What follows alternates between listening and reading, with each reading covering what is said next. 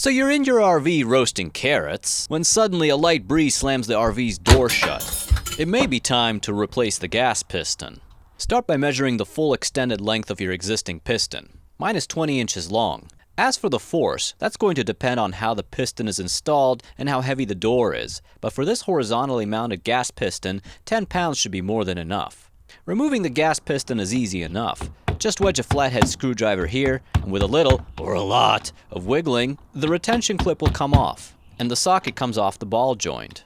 The door side is more challenging because the door will keep swinging away from you as you try to get leverage. Just open the door all the way, and you'll have the leverage to get the second retention clip. To install the new gas piston, remove the retention clip, slide the socket on the ball joint, and attach the clip. A bit of leverage from your screwdriver can help here, and do the same for the other side. But here is exactly where it got difficult for me.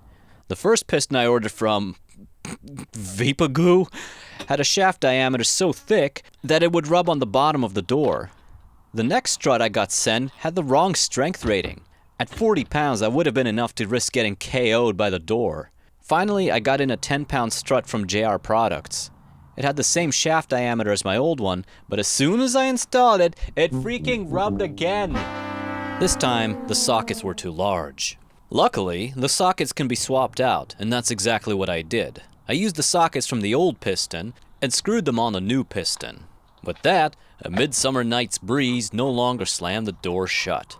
It was only later that I realized that instead of guessing the part, I could open any cabinet in the RV and notice what strut they used there since the labels hadn't worn out. In this case, a LaVanture gas strut.